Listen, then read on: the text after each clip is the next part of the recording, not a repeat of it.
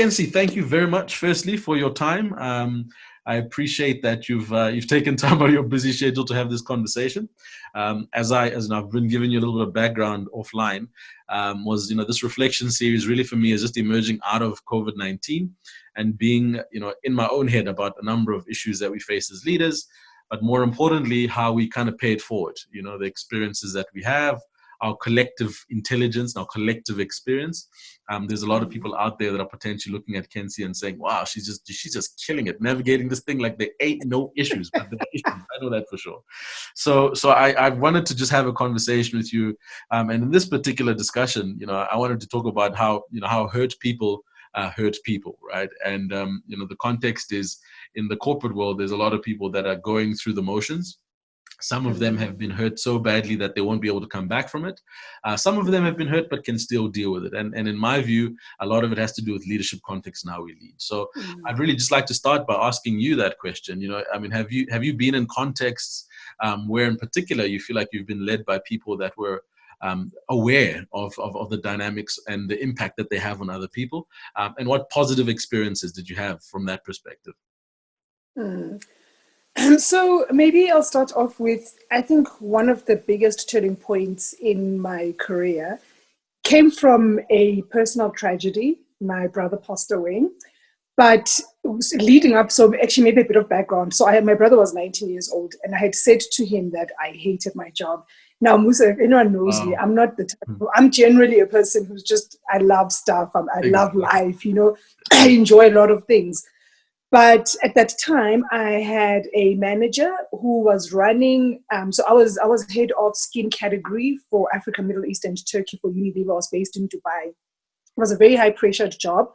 I was reporting to a guy who, the best way I can describe it, he wanted to be the chief executive of Unilever globally.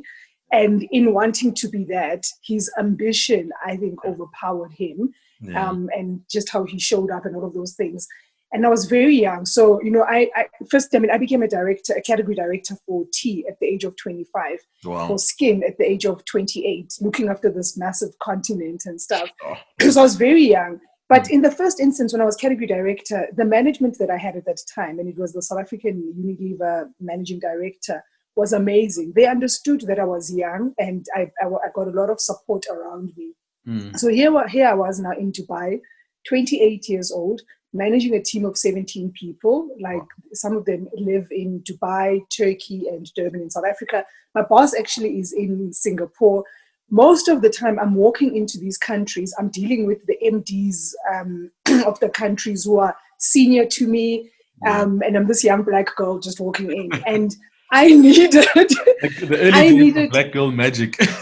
Exactly, black girl magic, I really needed support at an extent, and I never got it. I definitely never got it from my boss. Instead, what I got was never good enough. That's actually the impression that I had. It didn't matter. And if you think about the area that I was looking after, we would go to Nigeria to look at clans.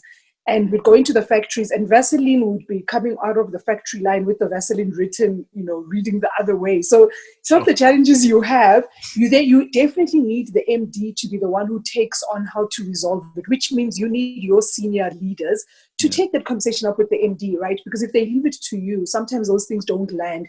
He was so caught up in, firstly, the big markets, right? Because the African, Middle East, Turkey was like smaller than Asia and, all of those good things because he looked after that whole region.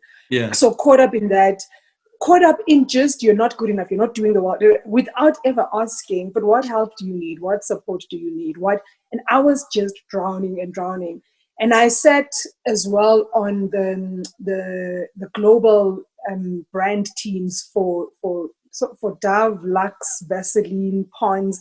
And what that meant was beyond just my category job for the region, we were driving the agenda for what are these brands, what do these brands look like, globally and all of that.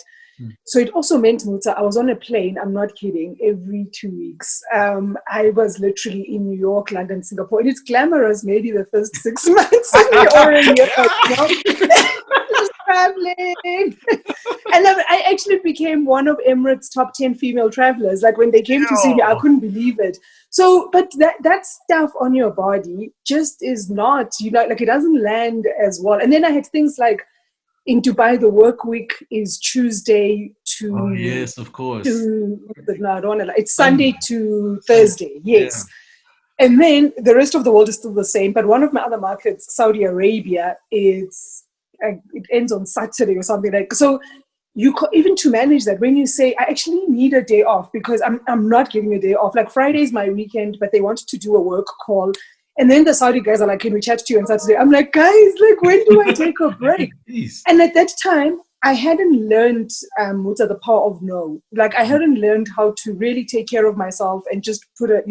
So I actually just got to a point, probably about 2 years into the role, where I just started hating it. Like, I would see my own TV ads and I would like fast forward to them. And these are ads we've worked on with the team. And I was like, I don't want to see these ads. Yeah. So I said this to my brother. And I remember so well because it was 2010 and I'd come down for the World Cup. So it was like the opening matches and stuff. And he said to me, leave. I said, Alex, you don't just leave your jobs. Like I got bills to pay. Leave a job, Yeah. And he said to me, no, but you're so unhappy. Like when you come home, we look forward to seeing you. You seem so tired. Just leave, Kenzie. I don't like seeing you like this. This is my 19-year-old brother. I said to him, no, like this is not like, I can't just leave my job. Wow. So anyway, I was in South Africa for that sort of first week of opening. I went back. And then I came back for that last week for the final and all of that. Yeah. And Musa literally on the day of the World Cup was the day we found out he'd passed away. And it knocked me for 6. Like it was just like, another thing. And I'm the eldest at home. So my parents completely fell apart. And it didn't help that he was murdered. And to this day, we still don't know what happened to him and so who murdered him. So it just took a significant personal toll on me.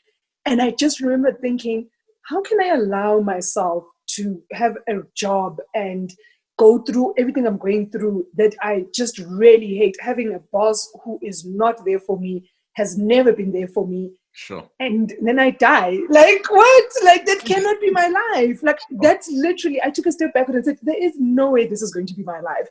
So something, a personal tragedy was actually, I think, a massive catalyst for me. It still took me about 3 months to resign. And when I resigned, Unilever, for me, was a great organization. They said to me, take a sabbatical. When you come back, we'll find a role for you and all of that.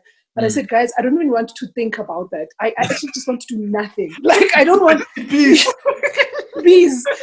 When you think about it, because I always think, even when you resign from another job and you take a break, you're already starting to think about the new job. I didn't want none of that. Like, I just wanted, there's no job, Wow. So I took a break for 6 months. And in that 6 months, I used it, to really reflect on, is marketing the industry that I want to be in? Because I also wasn't sure, am I hating marketing now? Like, what is going on?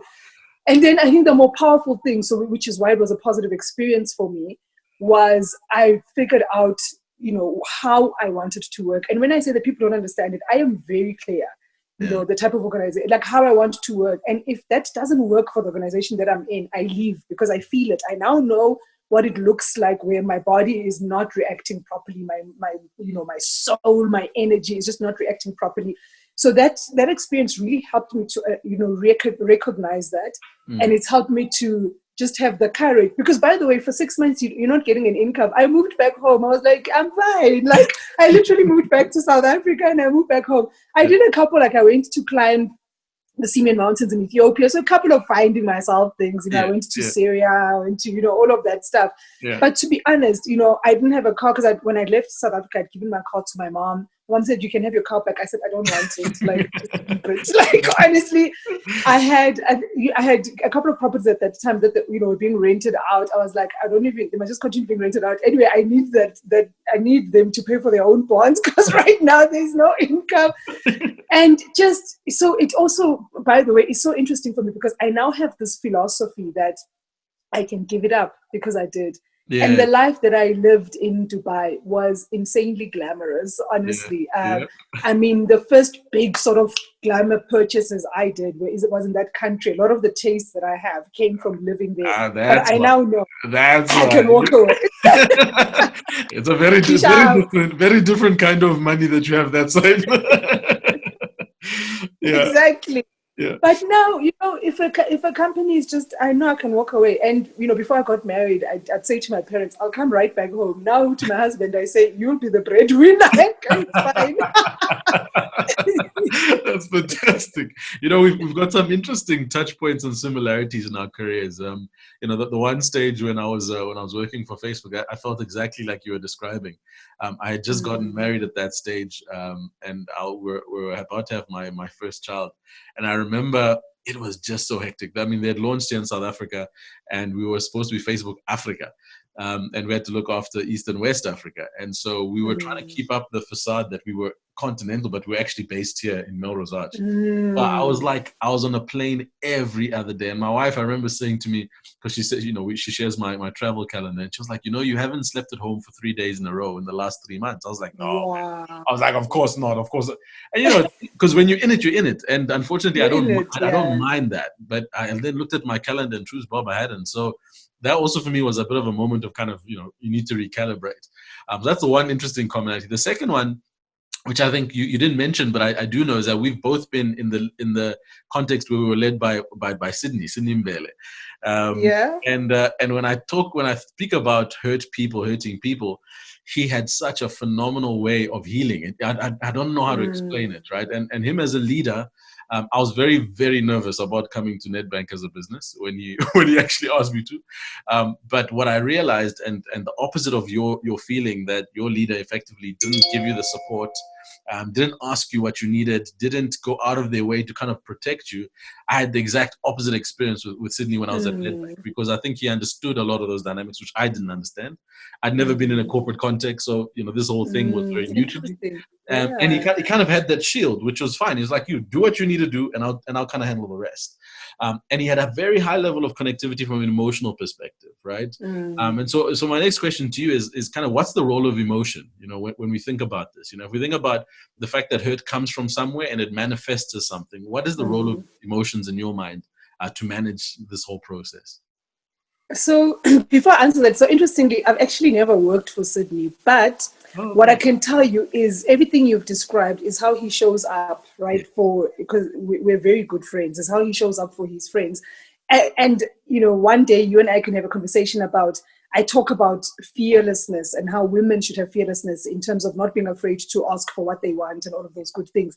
Yeah. Sydney actually played a very big role in me building that, so a conversation for another time, actually. Yeah. But on emotions, so I learned at a very young age in my career that managing my emotions was very important. So you can imagine 25 years old, I'm a category director at Unilever. I'm basically looking after, the tea category, Joko, Lipton, Glen, and Lipton Iced Tea.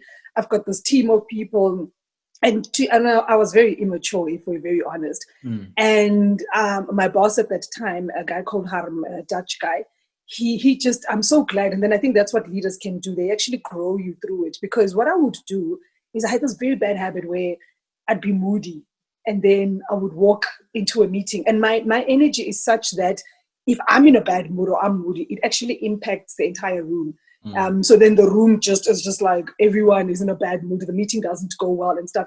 And I never recognized the impact that my energy actually has Wow. on other people. I just be like, I'm moody and that's it.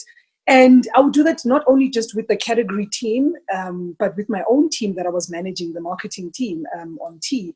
Mm. And the poor guys, they just wouldn't even know. 1 minute she's in a good mood, the next a bad mood. Like how, like how do you like engage with this human being and stuff? Yeah. And I could have been left alone, right? One, I was senior, so my team probably couldn't give me feedback. Two, my boss Harm was this Dutch guy who really was just loving South Africa, like trying to just get along with black people, and blah blah blah. And honestly, he could have just let it go and left it alone, and it would have been one of the biggest disservices in my career. Yeah. And he didn't. He actually sat me down, and he literally said to me, "The thing I love about your energy and your personality is that when you are good, you can feel it in the room. We feel like we can achieve, whatever. But when you're the other way, you're not. And the problem is you're not consistent. You're up and down. You're not managing your emotions well and stuff. And what a powerful lesson for me, because I then started, initially, so I just listened to my boss. I must listen, right? But a part of me was going, whatever.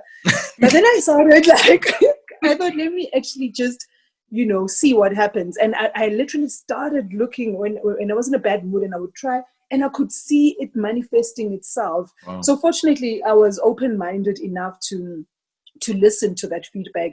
And it got me to a point where I've actually worked on it. And Musa, it wasn't even in the corporate context. I used to do that to my own friends. And if I was in a bad mood, my friend, it was just like, if everybody's going to be in a bad mood. Everybody, you know what I mean? So, and geez, how, so definitely emotions and how you interact with people with those emotions is very important. And I think for me, one of the things about leaders is self-awareness, because if you're not aware of those emotions, how you are showing up and how they impact other people, that's problematic. To the extent, sometimes, I can be very tough on my team and do it knowingly because I know what I'm doing. And they might say, oh, she was, but I now understand why I'm doing it, right? It's not just like a subconscious or unconscious thing. It's a very conscious thing. And then, maybe a final point on the emotion thing.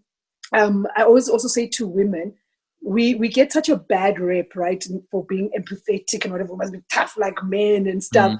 And actually say, no, I think one of our super strengths is the fact that we've got empathy. Because I think empathy allows people to connect to you, allows your team to feel like you can, and you'll show up beyond what is required. And through COVID, for me, has been the most in my career where I've had to show up like that. Yeah. I've had moments where I've had to call people in my team who've lost someone in their families. And it's just, how do you start to have that conversation? And when you do it, when the fifth time, you start feeling like people have died in your family. It's just so hard. Yeah. But you have to show up here. People have to feel like you're there. And by the way, I had a conversation with somebody in my team who lost their dad, uncle, and grandfather. What? And it's hard. And I was speaking to them actually earlier this week. And I gave them my own experience with grief, just to say, honestly speaking, don't think, and he's a guy, so it's even tougher, I think, for men. I was like, it's going to hit you in waves, this grief, and it's not going to be 1 year, 5 years, 10 years, go with it. And then I made him a promise, and I said, for me at Nedbank, one, obviously I'm there to chat, but that's fine. You've got your own family and friends, so you don't need to take it up. Yeah. But the promise I can make for you is any day that you ever wake up and say, I can't do work, I will understand it, and I'll make sure your boss understands it, because I know those days and I know those moments, and you just need to take care of yourself to be able to get through that. Now, I don't think a man can have a conversation like that to someone who works for them. I was going to say, I like this COVID-19 when it happened, and emotion for me is it's like a tool, right? And you have to understand it very well, because it also is very different for different people. And I remember, because in the Bridge Labs business, we've got engineers. These are bright, very, very intelligent, but extremely sometimes immature, because they're young, bright, and lots of potential. And I remember when COVID-19 hit, and they're always wanting to have intellectual debates, right? There's always a way to see other things, which is not a problem.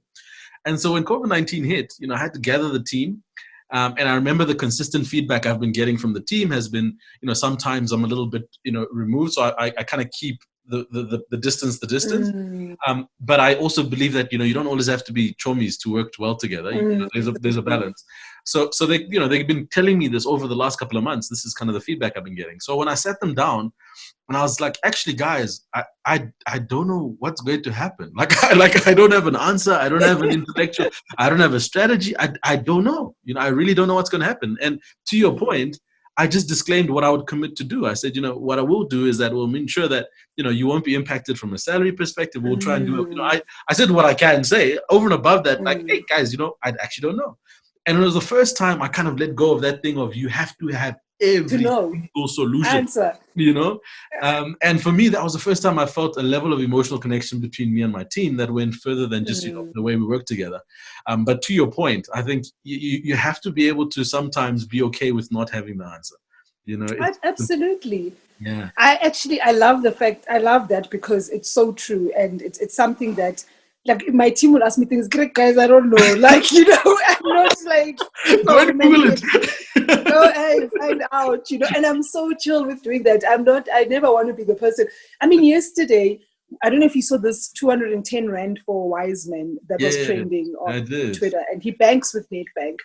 And Musa, so I was getting a lot of pressure for Nedbank to do something. And I know how these things can come across like and land really badly on social media, firstly. Yeah. Two, I felt like there was a South African movement happening on its own. And I felt like I didn't want a brand to hijack it. I just loved watching it.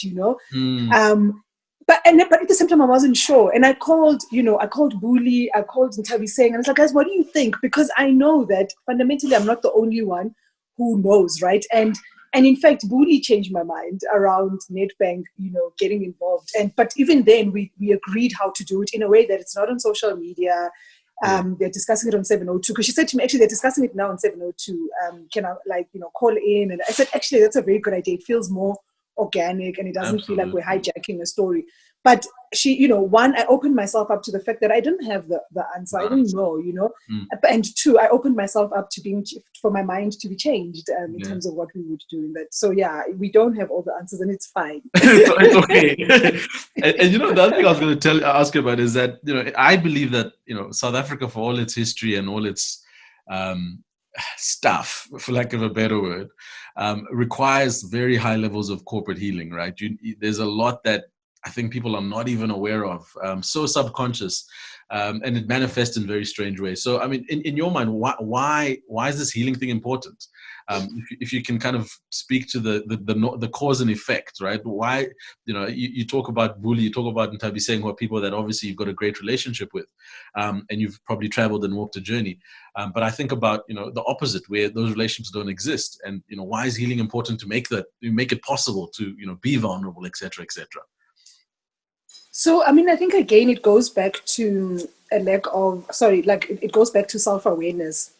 One of the things, again, as my career, was moving, and it progressed very quickly, and I realized that it was very competitive, right? And especially, which is very sad amongst us as Black women who were in the same space or the same area. And I've generally been lucky enough to have very good bosses, generically, except the Dubai one. But the other one, who was a difficult one for me, and I'm not going to mention her name, was a Black woman, and she was competing with me, although she was my boss, and it actually ended up becoming a very difficult relationship, because also, I rebelled, because I am like that. I would also be like, oh, is this what you're going to do? Let me I'll show you. Yeah. So, and I was fortunate enough, again, and it was very early in my career, but again, it's one of those, the immaturity that I had to get through. But in a way, I'm very glad I went through that experience, because I know how it felt to have someone who was my leader and was actually competing with me and, not allowing me to shine and be just, what I could be and all of that. Yeah. And funny enough, our big boss realized what was going on and actually just separated us, literally promoted me into her role, but moved it to another good role as well. Just realized this is not working. It's not gonna happen, yeah. So funnily enough, so I now, if I look at the marketing executive team at Nedbank, there's 3 Black women, and I'm very proud that there's 3 Black women. There's a number of times, because you want to shine, we all are like that, we want to shine. There's a lot of times, or a number of times, where I have to recognize I'm getting into a competitive mindset now with people who are in my team. So I have to take a step back and go, Kenzie, you see what you're doing. And I think that self-awareness is so important. One, I think because I had that experience, I know it when I'm doing it and I see it.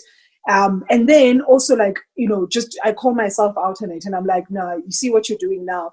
Allow Buli to shine, allow Ntabi to shine, allow Nancy to shine. You know what I mean? And stop, trying to always be the one, and stuff. So because you are good where you are, you're amazing. We always have to remind ourselves that you're just fantastic where you are, and allow other people to shine.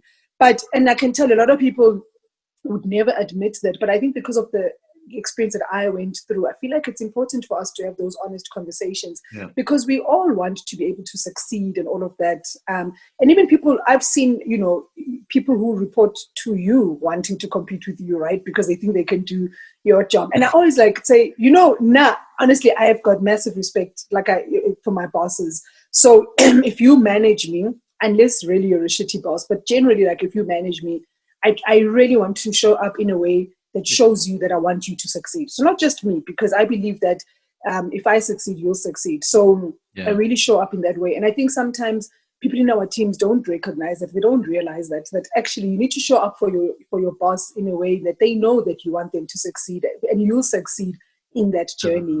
That's been like a good lesson for me. And it's something I keep in check. I think that's fantastic. You almost have to. I mean, and I've also been in similar situations where you realize the dynamic starts to shift when the person who's supposed to be managing you starts feeling like it's like a one-upsmanship thing, right? And I remember distinctly, I've been in that situation twice in my life, and I just didn't get it. The first time I was just oblivious to it.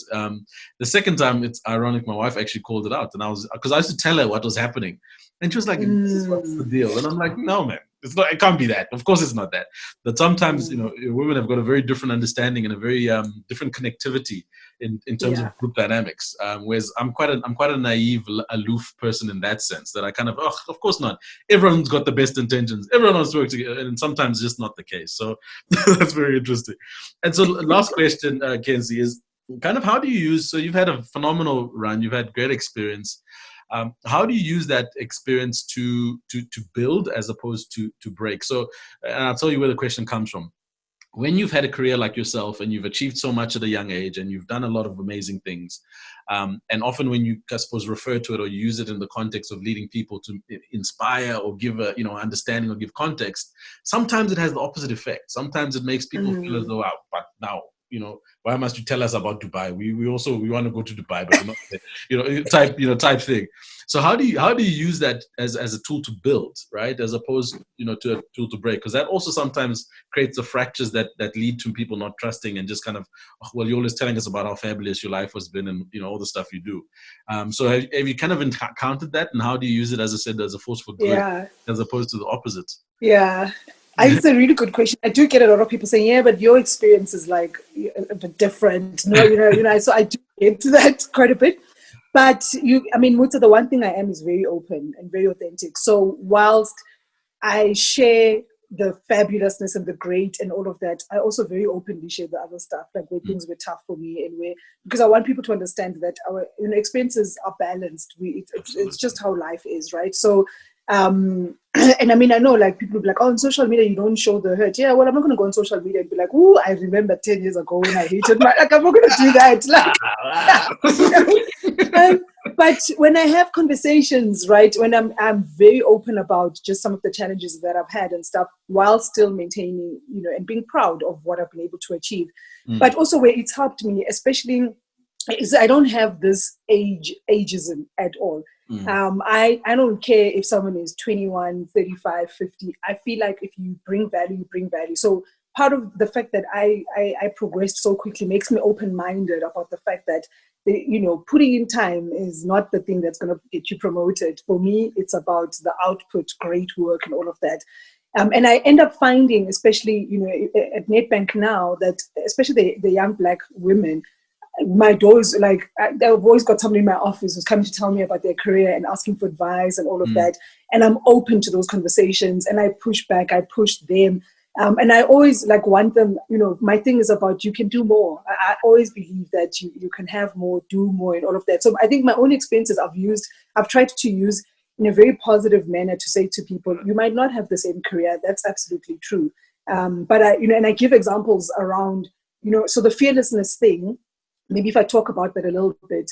So I remember when I went on my expatriation to Dubai, Sydney was going to the UK. And when we were signing our offers from Unilever, I was like, "Yo, need Dubai." And I signed, and I was like, no negotiation. He went in, negotiated. He took such a long time to sign his offer. So afterwards I asked him, "But why?" And he gave me this whole explanation about how he was pushing back around, some of the elements that they were using. I was like, how do you push back? That's the offer they've given you. I don't understand. And he said to me, no, and then because of that experience, when the Unilever vice president for HR was in Dubai, he took me out for dinner. And then I asked him, do you think women are just a lot more sort of shyer, right, to ask for what they want? And, Twelo was the VP at the time, said, absolutely. And he said, I mean, I looked at you and Sydney. You were going on expatriation at the same time, and you just signed it and he didn't. What a big lesson for me, right? Wow. And when I came back to South Africa, I was joining South African breweries. And Musa, I took a break, and then in the break, South African breweries actually hired me. So Ian Penhale. I had never received a sign-on bonus. I don't know what, never received a sign-on bonus. Wow. So they offered me, so let's say 10 Rand, right? They offered me a sign-on bonus of 10 Rand. I was so happy. I was like, this is like, and then Sid said to me, ask them to double it. I was like, no, I can't do that. Like, how do you do that? He said, Kenzie, and his words to me was, the worst that can happen is you still get your sign-on bonus that they were going to give, but you might actually get more. So I went back and I said I want more, and they gave me double it. I couldn't believe it. So what a big lesson, right? So whenever I talk about, especially like Black women, that's the thing I always speak about is, I use my experiences to challenge them for more. Even people in my own team, I say, challenge us on your salary. Let's see what happens.